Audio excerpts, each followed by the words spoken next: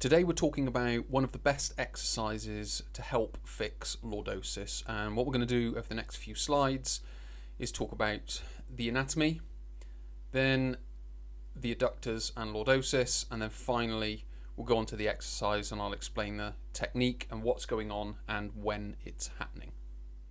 The anatomy we're talking about, I'll start with the fascia. So we've got the deep front line. Now the let's just say the muscles within the deep front line we're talking about would be the adductors through here, and then if we wanted to, we can move up into the psoas on the opposing side. So we're sort of working through this here, and then when we move the exercise to the other side, obviously we're going across and up here, if that makes sense. So with regards to the deep front line, what we're talking about is the septum between the quadriceps and the adductors. So again, if we have a bird's eye view, we've got the quadriceps on the front of the leg, we've got the adductors coming down the inside, the hamstrings coming down the outside, for example, and then we've got the femur would be in the middle. So what is happening here is we've got the septum between the quadriceps and the adductors. So we are not only moving the adductor muscles, we're also moving the fascia that lies between it. It goes up to the femoral triangle, which is essentially this triangle up here, and then continues up to the psoas from the lesser trochanter.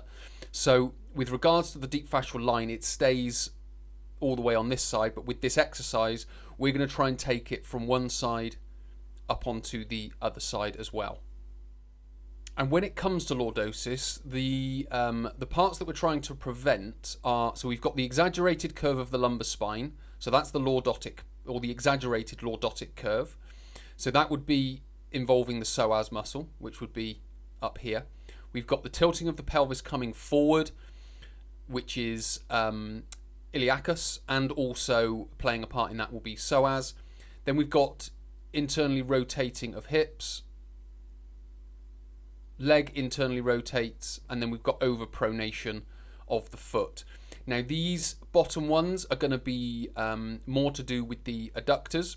So essentially what we're trying to prevent is the internal rotation of the knee, and we're trying to balance the gluteal group activation. So what we want to be able to do, so if we've got the knee falling inward and rotating inward, we need to be taking it in the opposite direction, and that's what we're going to be looking at when we come to the exercise.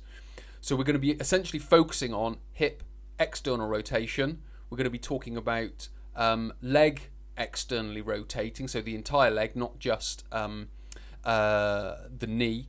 Also, we want to be managing the position of the pelvis and trying to lengthen through the psoas. So what I will be talking about is all of those different parts through one exercise. And we can achieve all this with an exercise that I call the static side lunge. So this would be our start position. So we're upright, we've got a wide stance. Now you could have a mild stretch up through the inside of the leg, but that is essentially what we are looking for. What we then do with regards to the movement is the feet stay stationary, so they don't move, and all we do is we migrate our hips backwards.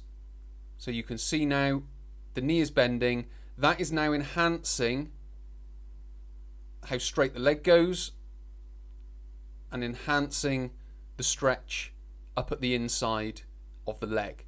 So we're getting not only a stretch through the adductors, but also we are able to move them and lengthen them more dynamically than just a static stretch. That's not to say there is anything wrong with a static stretch of the adductors. It's valid and it has its place.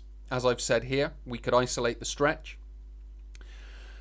What we're also trying to do is, if we want to get the opposing side and the psoas, we then rotate the shoulders. So I take this top shoulder, rotates backwards, and this front shoulder rotates forward.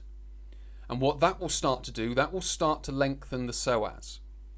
So we're not only getting good length through the adductors, we're also getting it through the opposing psoas.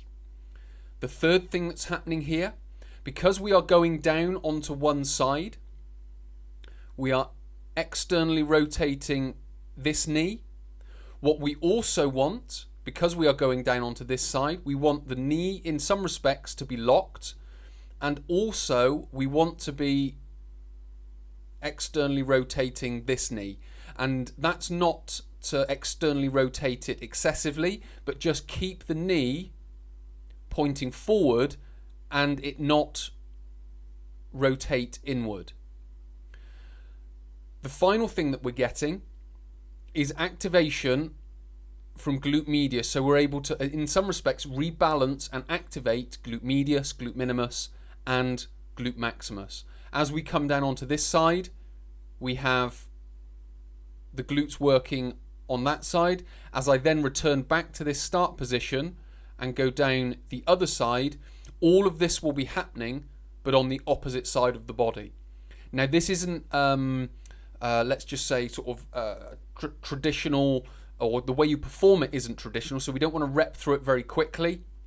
We want to go relatively slowly. We want to be feeling the stretch. We want to be externally rotating this knee, activating here, and also rotating the torso. So we are focusing on all these different areas of the body whilst we're doing the exercise. It's not just a case of rushing through and just thinking, well, I've done 12 lots of that, I must have done all of it. You can only get a good stretch through here, externally rotate the knee here, and activate the glutes if you are consciously thinking about the position that you're in. It's not just going to happen because you're going and doing this exercise. You have to consciously think about it every time you do a rep. So if you're doing 6 reps, make them 6 quality reps. If you're doing 8 reps, make them 8 quality reps, going through all of this as you do it. Or if it's 12, do 12 quality reps. That is the most important thing. As a trainer, I would much prefer someone doing 1 quality rep and then stopping than doing 1 quality and 11 poor. So it's about the quality of the rep that you do and thinking about all these different aspects of the exercise as you do it. So hopefully this has been helpful. Hopefully it's given you a better understanding of the exercise and the type of things that you need to think about, which is probably even more important than the exercise. It's giving you the conscious awareness of what you need to be thinking about during any exercise that you do. So many thanks for watching. My name is Chris. I will speak to you in the next tutorial.